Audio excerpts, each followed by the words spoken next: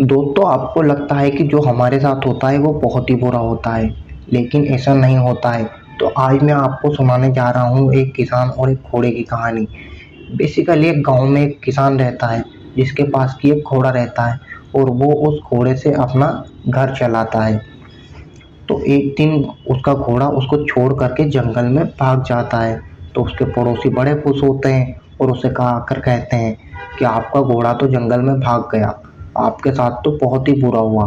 तो किसान बड़ा ही दुखी होकर के बोलता है कि हाँ, शायद मेरे साथ बहुत ही बुरा हुआ।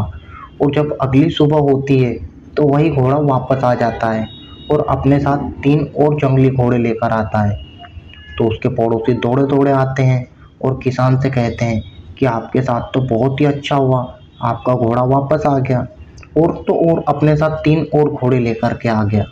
तो किसान मुस्कुरा कर कहता है कि हाँ, शायद मेरे साथ बहुत ही अच्छा हुआ। और अगले दिन किसान का बेटा उन 3 घोड़ों में से एक घोड़े को तैयार करने की कोशिश करता है, जिसमें कि उसका पैर टूट जाता है और वह बुरी तरह से जख्मी हो जाता है।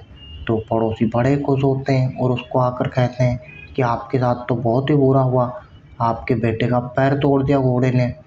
तो किसान बड़ा ही दुखी होकर के कहता है कि हाँ, शायद मेरे साथ बहुत ही गलत हुआ। फिर अगली सुबह उनके राज्य में जंग छिड़ जाती है।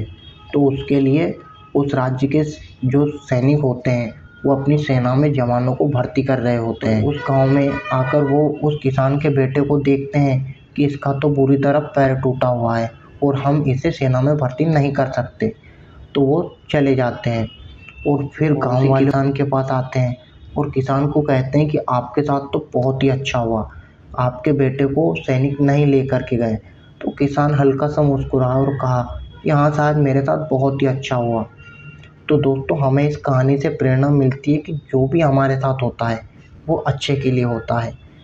हमेशा पॉजिटिव सोचिए, नेगेटिव कभी मत सोचिए और अपनी परिस्थितियों से कभी मत घबराइए। हमारा भाव ही हमारे दुख को दर्शाता है।